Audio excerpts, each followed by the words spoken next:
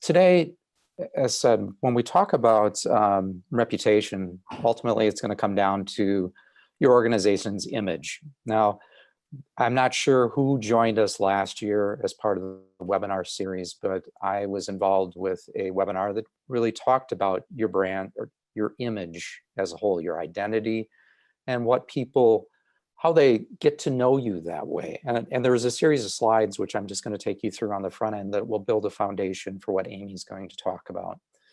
That being really what defines your image. When we say that, it's not just colors. It's not just the logo on the building. Many of you may have taglines. It's not all about that. It goes much deeper than that. And I'll have you go to the next series of slides, Amy. You know, it's based on experiences. And when we talk about experiences, this has to do with the care you deliver on a daily basis, that quality level you're trying to achieve, the patient interactions that occur.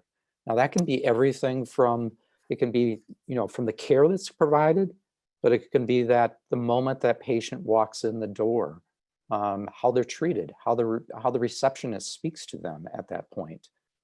And then from there, I'll let you go to the next one. It's how you answer the phone. I mean, it's as simple as that, but it's the consistency of how you answer the phone too. So whether they're calling a hospital or they're calling, maybe you have a clinic, different locations, it really is that voice and that tone and that manner. That's all about your image.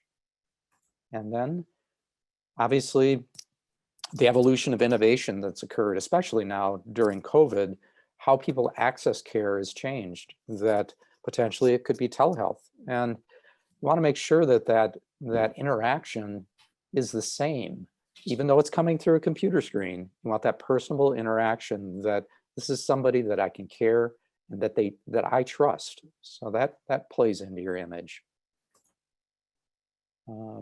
Waiting room environment. You'd think that, well, if your waiting room is messy or things are running behind schedule, that plays into your image. But at the same time, if it's very welcoming and it's organized and the way that that patient flow goes through and the caring and the understanding, that's a positive image that's related. And again, that consistency, that if I'm in the waiting room of one area of your hospital versus another, it feels the same throughout the whole thing. Being a part of your community. Obviously, again, I don't want to say it only has happened now, but I think for many of you, the connections that you have with your communities, caring for your community, even well beyond just the healthcare, being a healthcare provider in your community, but really being that positive member of the community during COVID, or really any time that you have that connection with. It can be with businesses, it can be with schools, other organizations, but it shows that caring, that kindness that's there. So again, being community minded. So as I said, there's a lot of things that play into this. There's actually one more, which we'll touch on next, but with this, when we think about the character or your image, it goes not just outward facing, it's also internally. When you look at your coworkers, your physicians, the employees, staff, everyone that's involved, that your brand, your character is carried over in the way that you as an employer treat each other with that. It goes to that outward facing of externally. But that third one, that online experience, is really starting to be probably the number one thing that drives your reputation and your character.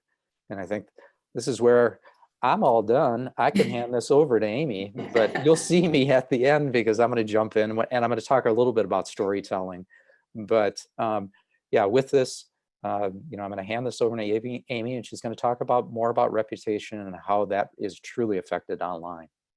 Hey y'all, so I'm so excited to talk to you all about this. I've been passionate about this for a really long time. I was once a client with Legato Healthcare Marketing, and we have lots of conversations about this, and it's definitely evolving every day. So when we talk about online reputation, it's really your perception, as you all know, of what people are seeing on the internet. And the internet's a big place and it's so visible. And so we're going to talk about the influences of those sources on the internet. So how does your content appear? Are you checking on that? If you have vendors helping you with that online reputation, are they following your branding and speaking with your voice? The consumer reviews, what do they look like? Have you looked at them in a while or ever? Your organization, how are you replying to reviews? Are you replying to reviews? And then your social media. So we'll touch on those today in this little session. So when it comes to, we've all done it, right? Like you go look for a place to eat. You go look for a place to stay at a hotel. I look at the reviews, and people are doing this for healthcare, whether it's finding a provider or finding a facility to go to. We're all looking at those ratings. We're all reading those reviews, and healthcare's been kind of lagging behind on this, and consumers aren't. So we're here today to help you with that. So we're going to help you take control of your online reputation. So, and let's talk about it being far beyond crisis management. It's really a systematic piece. We're going to give you 12 steps today that are going to help you with controlling your online image. And we hope you find it useful and that you'll get some key takeaways today. So let's talk about consumer reviews, and that they really are driving your reputation. And if you haven't been out there to look in a while, it's really important that you go look at those star ratings through search engines, specifically Google, social media, different review sites like Yelp. There's lots of directories out there to claim, and making sure that you're looking at your reputation score. And it's made up of obviously those star ratings, how many reviews, and you really want to drive that review volume, how spread it is over the different social media platforms, the internet, how recently you've been reviewed. You know, if you've got some old ones out there 3 years ago and you haven't had anyone review you in a while, that is going to go against the Google algorithm. How long, some patients are very descriptive and give a play-by-play, and then the different search impressions that you've got going, and then how accurate your listing is. And we're going to talk about that Google listing. It's becoming really, really important. So it's really putting the mirror up and looking at it and just taking the time to do that. And it really is an indicator of your growth, or maybe your lack of growth. So let's get into some more background about this online reputation management. Over 70%, I just read an article, it's about 81% of healthcare consumers are going online to do searches. It is your other front door, and it's probably more visited. It is more visited than your actual front door. And then 41% of consumers, based off of what they read online, they are going to be impacted by what's being said about you. So if you're not monitoring that and you don't know what's being said, we're going to have some issues. So let's get into the 12 steps for you all today. So step number 1 is really go in there and Google your hospital. Are you appearing first? What does your Google listing even look like? And we're going to talk about specific steps on that Google listing. I recently attended the SHSMD conference, and a company, a reputation there, shared that Google's always going to put their information first. And they actually have a goal for 0 clicks. So what that means is if you go Google your hospital right now, there's going to be a Google listing that appears off to the right. So you've got all the search items that are on the left, and we're going to show you some screenshots of what that can look like. And if you've Googled yours and you're not seeing a picture of your hospital, and maybe it's a gas station image, one of your consumers probably did that, and you haven't claimed your Google listing. Their goal is to be at 100% 0 clicks, so that the consumer won't have to go to your website at all, and they'll get all the information that they need in that little listing. They're at 65% today for 0 clicks, not going to your website. So it's going to be really, really important when we get to that step, and we'll be able to walk you through that. So on step number 4. All right, so let's talk step number 2, and making sure that you're managing all those reputation platforms, making it a part of every campaign you run, that you're constantly going in there and checking your social media management, that you're optimizing what your profile looks like. do that with every campaign. I think that's my checkpoint for me, that I go in there and okay, I got to get back in there and check that. It's just a manual sign, it's time, if you don't have a regular schedule. And then making sure that you're sharing relatable content. Some people do this through blogs, your post, developing a calendar that you've always got that presence. If you're posting once a month, once every 3 months, it's not enough. And Google's going to be checking that. And so are your social platforms, to see how often you're posting and what that story looks like.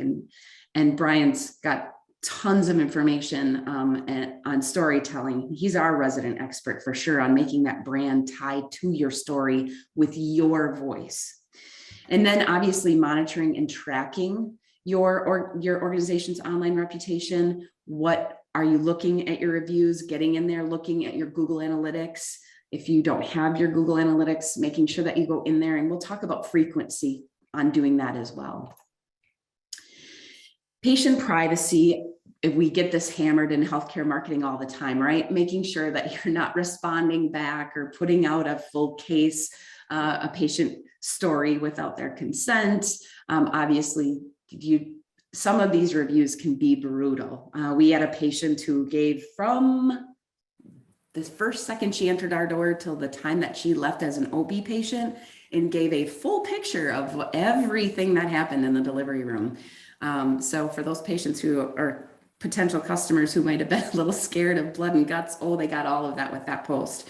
So obviously we couldn't reply back with what truly, there's always two sides to every story.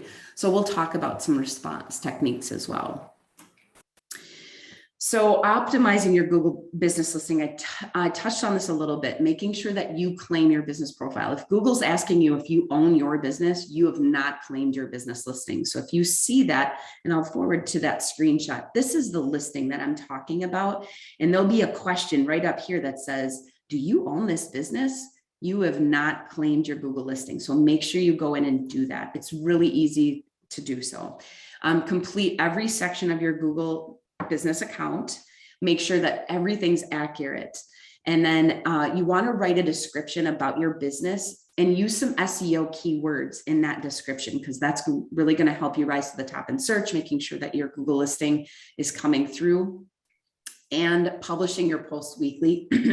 Excuse me, get in there. You can add photos to your Google listing on a regular basis. There's all kinds of things that you can do with that. Making sure that they're good photos. I appreciate that you want to get something out there. You might go take it with your cell phone and you upload an image that might be a little bit blurry. And a lot of people are looking through their mobile phone. So it might be a smaller image, but they can still come out blurry. Making sure that they're good photos. Being aware of what's in the background or the foreground of your photos, and that they really reflect your voice and that they're good images. And then we're going to be talking about looking at those reviews and what we do with those reviews.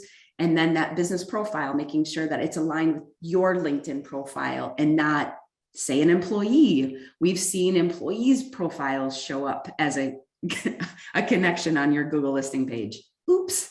So making sure that you've got all the right accounts aligned as well. All right. So you've seen this, that you can see the reviews. This particular, we're working with this client to get those Google reviews up. Only 2, we want to see that go up. Some places will have a little sheet at the end of their, as the patient departs, to say, go out and review us. And encouraging it online, doing a social post to encourage reviews. What did you think about our service? Some people are intimidated by that, and they're thinking, oh gosh, we're just opening the door for negative reviews. But there's a lot to learn from that. We're going to talk about that. All right, so your importance, user-generated comments and what they can post. These can be current and present, as well as past customers.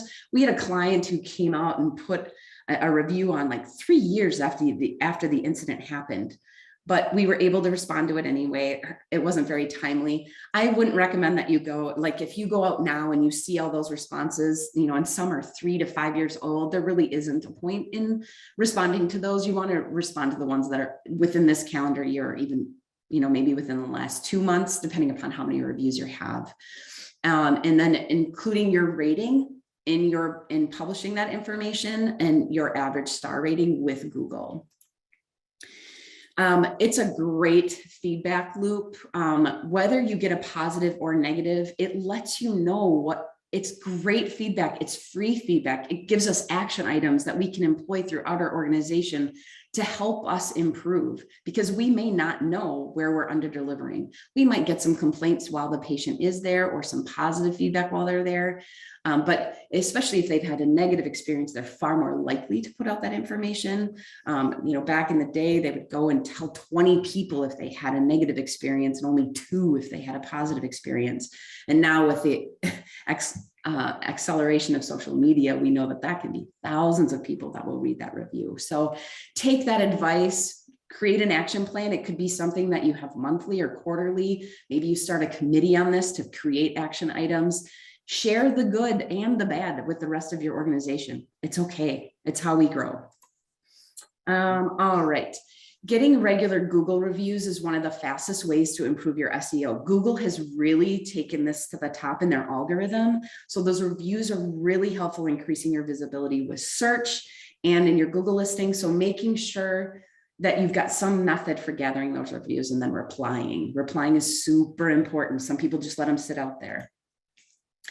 The way that you respond is really important.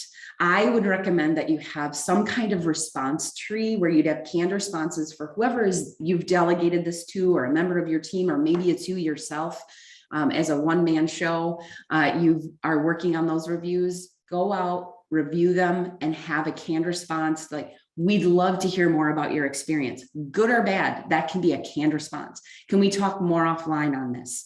And having it be with your voice. Don't just go steal it from some other organization, making sure that it's in your voice.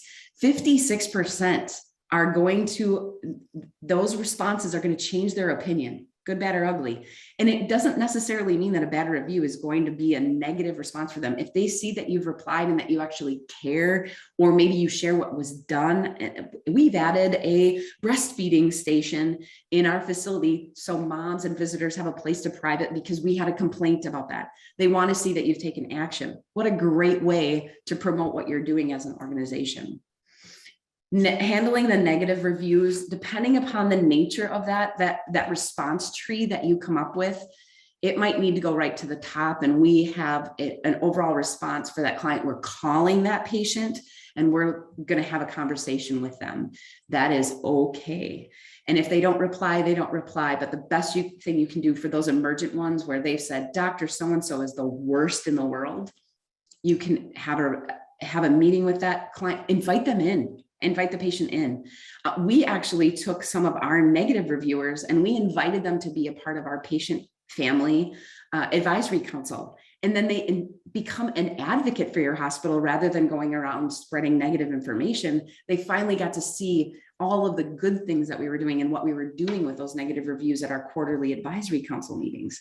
It was a great way to turn them around. But obviously you want to only state facts. Don't give any excuses. It's okay to apologize. I had a leader once who was like, "Absolutely not. We don't apologize. That means that you accept responsibility." Not necessarily. We can apologize for that we didn't meet their expectations, or apologize for how they feel. That's totally acceptable. And you're not necessarily, "Well, we're going to get sued because we apologize. That means it's our fault." Absolutely not. And then inviting them to have that conversation is really important. Address it head on. It's okay. All right. And then for providing context, obviously not divulging patient confidentialities. You've heard that over and over again. And then sharing what you've done. We gave a couple examples of that on how to make them an advocate. If you can solve that issue and turn them into an advocate, it's so important. Soliciting positive reviews, 76% of your consumers are going to leave a review, are asked to leave reviews. Go and do so. 76% just by asking them. That's awesome. And you can act on that. You can have it be a metric for measurement for your organization to increase the positive reviews that are coming in. You know that you have a patient who physically tells you they've had a good experience. Invite them to go and do an online review. We had a poster in all of our waiting rooms to have patients review us as they were in the facility. And as they're waiting for that diagnostic imaging exam that they got after their clinic appointment, they've got the time while they're waiting, they're happy to do it. And then making it easy to share those experiences. There's lots of way to do that. Obviously in person, they might do it just in time and just the littlest comment, and then we can tick off that online review. Wouldn't it be cool if you had your own cell phone for your facility? I got this for my clinic. We asked IT to get us a cell phone so patients could text us. How awesome is that? And it's inexpensive, and they will use it if you've got that number published. Through your website, through a reviews page, having them go link right to that reviews page, whether it be Facebook or Google, via email, sending an email and reminding them, giving them that link right away. And then obviously via social media, having regular posts to invite reviews. There's no harm in that. And here's an example of what one of our clients did. They're actually using provider reviews on each of their provider bio pages. This has been extremely awesome for the providers. And you know how competitive they are on getting those reviews up. So they have a patient who's had a good experience. They invite that MA might invite them after a clinic appointment to do the review. Using this in your advertising, we'll use it as, we have another client who's using this for their social media posts. Like, don't take our word for it. Our customers love to tell us what they've thought of their experience.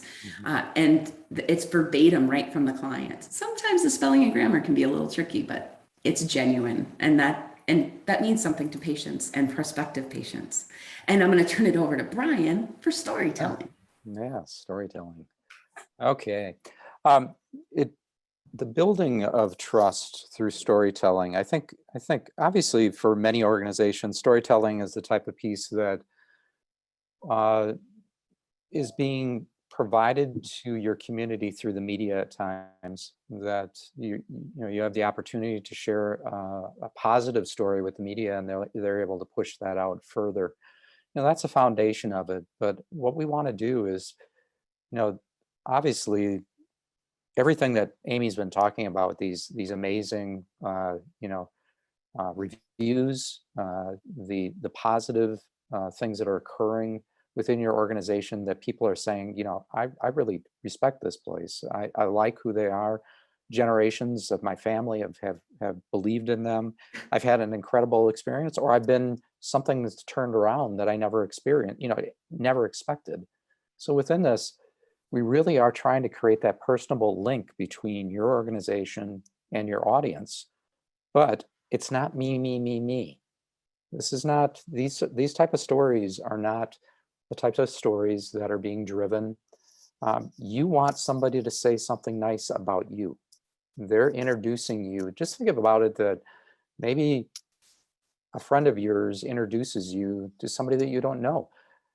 They're doing that. They're opening the door, and there's a relationship and an experience that they're sharing. And this is what you're kind of doing. You're going out there, and you're the one who is that's putting the story out there, but the voice, it's extremely important. And it adds credibility if the voice is coming from the patient base. You can be a part of it, but it really helps when you see that coming from them or their family members, the caregivers, that they are the ones that potentially are providing the story. So with doing that, I don't know if you want to slip to the next one here. There we go. When we think about that, sharing real patient stories, these type of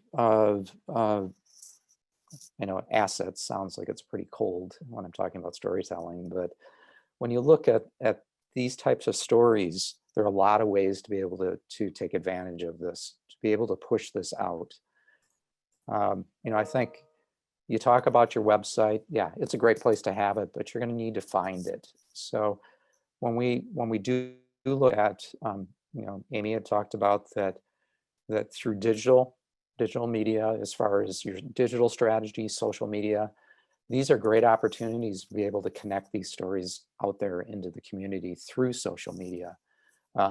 With that, it could be just your followers within Facebook, but it could be something that it could be, when you look at what's on the screen right now as part of an orthopedic campaign, that it is just one piece of the orthopedic campaign. It's not standing on its own. but it is part of a call to action within print, but it is also part of a digital campaign that we're actually boosting. We're actually putting some dollars against it so that we're reaching out to an audience of younger families. And the story is based around, I know it says Ryan and Sonic. Sonic's in his lap. It's not the doctor's name or anything like that. Sonic is his toy. Sonic is his best friend. And what we wanted to be able to do is to show the expertise of an orthopedic surgeon who, yes, his patient base, he does have an older patient base, but we wanted to show the compassion and understanding as not just a provider, but as a father in the way that he cares for children with orthopedic injuries, broken arm. So the story itself was more than just Dr. Deliska talking about himself. It now became the story of Ryan's mom telling a little bit more about this and still getting the perspective of Dr. Deliska and the unique techniques of what he did to make things comfortable for Ryan and his best friend, Sonic the Hedgehog. So I don't know if this will play through smoothly, but I would like to give this a try to do this. Can you hear it? So we looked at Sonic, and where I trained, if the kid had a toy, we would always offer them a cat. So we thought it was a good opportunity to help them not go through this journey alone. And he loved that. He showed everybody. He took Sonic with him everywhere to show everyone his cat. And sometimes doctors know they're in a hurry, so they come in, they get out, but he took the extra time to make Ryan comfortable and do that with the Sonic. That really meant a lot. So whenever I have a patient in front of me, I try to give them as much information as possible. I try to provide as much comfort as possible. I see breaks every single day, but for Brian, this is his first and hopefully last break. So to be able to offer the experience I have to provide comfort and to personalize it, again, I think it's what everybody deserves, and it's what I would want for myself. So it did. It showed a different perspective of the doctor, that compassion and understanding. But as I said, it was a layer connected to a complete campaign that was both traditional media, but also using more of the social digital media to be able to carry this across.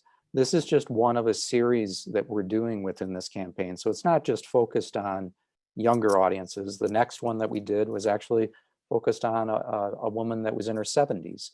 And again, showing, again, deeper than just the technology and what he does. It's more of the compassion and the way he provides care and understanding. So that is, when we did this, again, this was a piece I touched on last year. I did a whole segment on storytelling. This is an outward facing piece. Now, I know I don't think I have any visual representation of this within this, but in the previous one, what we also did was to take a look at storytelling coming from the voice of your people. The campaign that I shared had to do with more about why I do what I do, especially now. I could make the choice that I'm going to step away from this profession. It's too stressful right now. Why would I do this? And it really got into the core of the stories of the people within your organization of why they do what they do and sharing that with your community.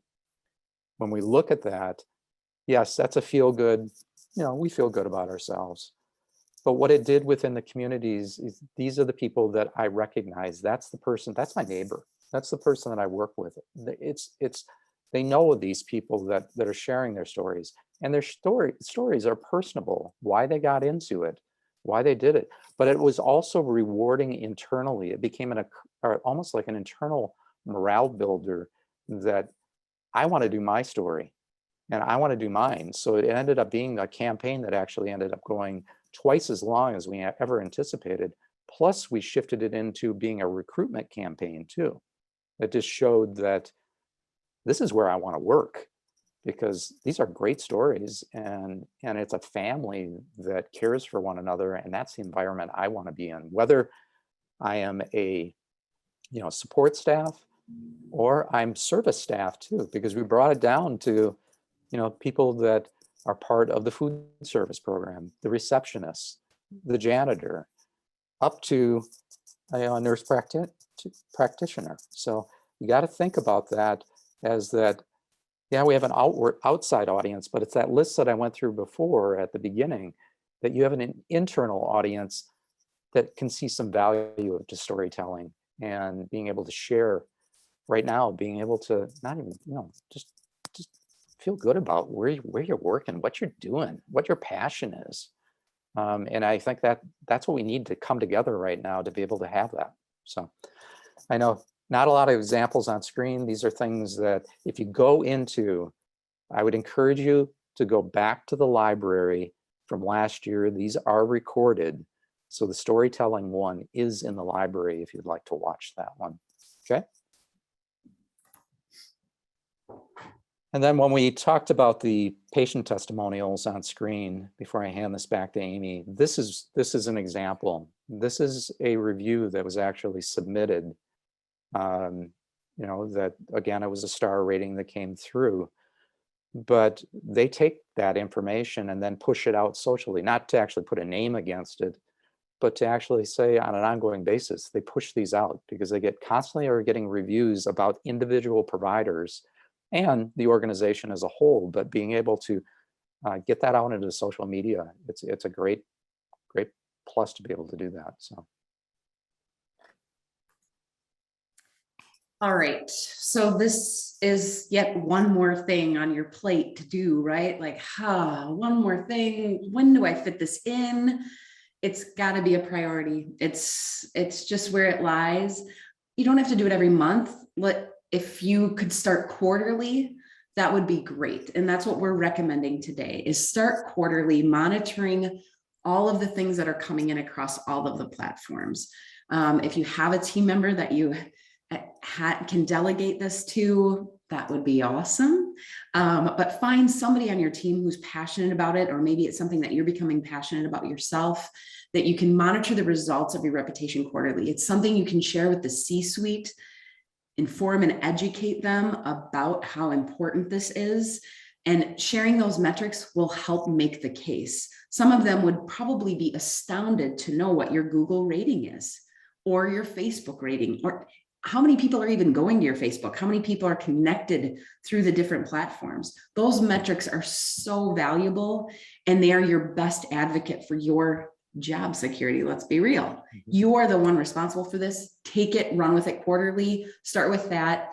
Managing and addressing your online reputation, that is not only through the metrics, but actually doing the work itself. If you do this every 3 months, you're going out and checking for reviews, you're going to have a problem.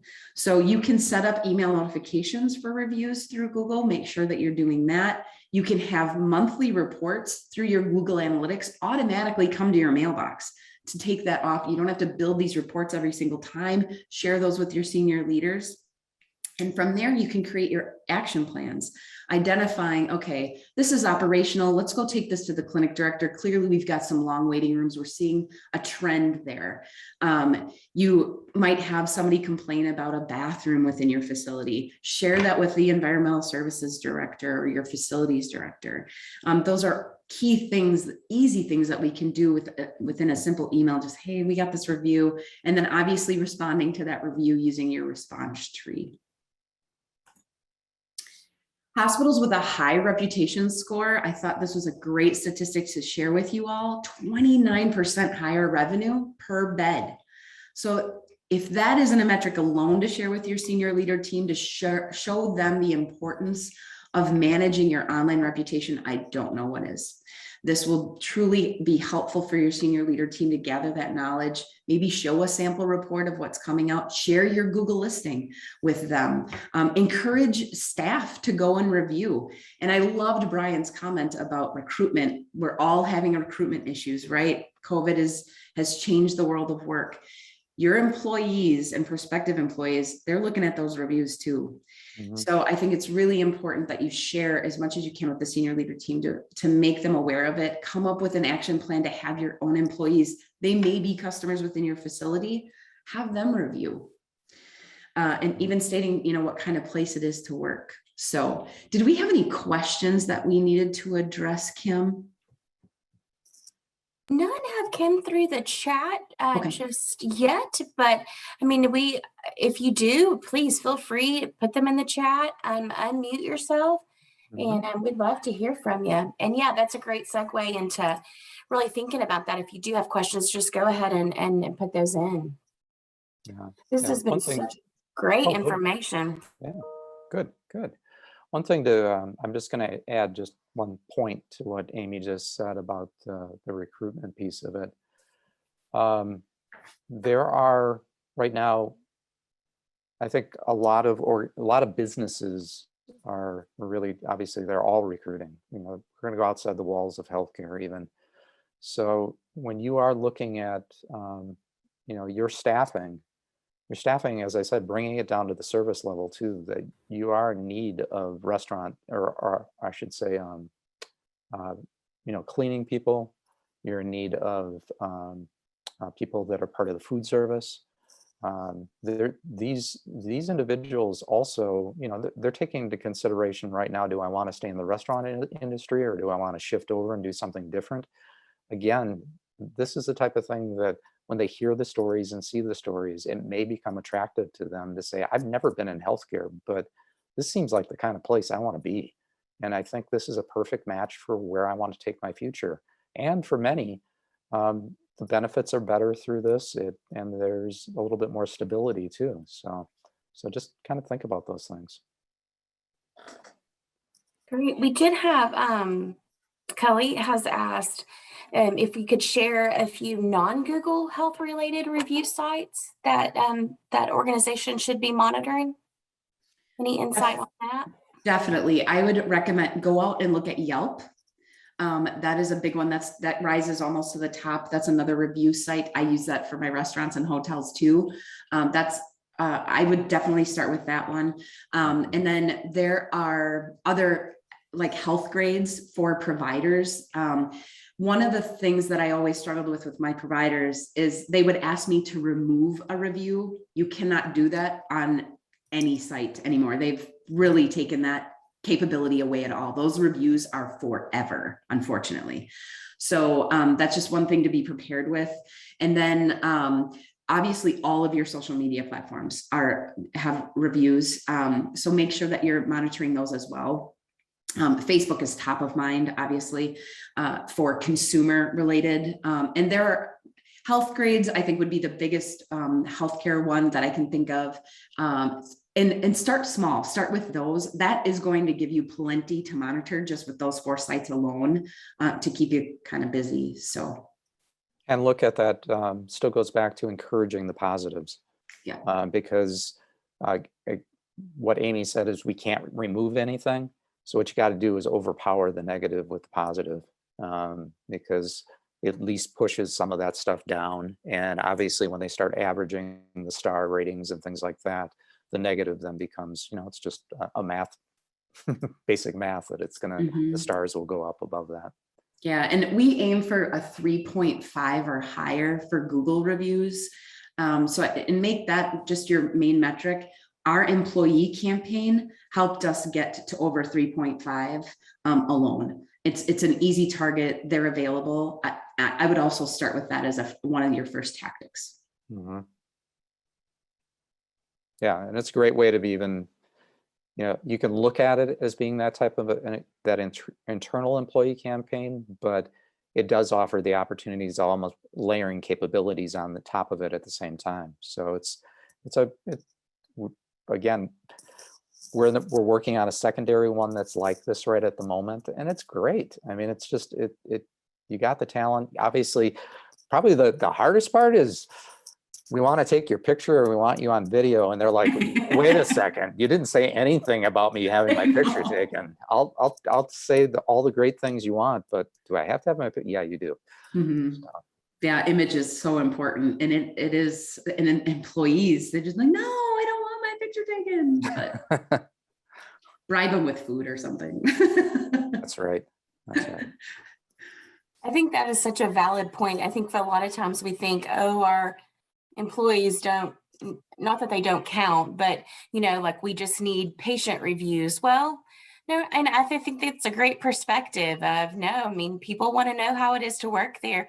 But also, I know I've worked in a hospital setting before, and I was a patient of that system. Mhm. So you could, you know, give review on both accounts as a patient and a staff member. So I think that's a great point that is often overlooked and maybe not thought about. Yeah. Yep. Any So- other questions or thoughts, guys, that are out there? Just great information. And I mean, just so practical and just seems, you know, like, oh yeah. But until it's really looked at and explained thoroughly, yeah, it just, it kind of clicks, you know, a little bit more. I did want to let you all know, Caleb and I did link the series, the last year's series that Legato did for us. And then we also linked, I specifically link the storytelling, the recording from the storytelling.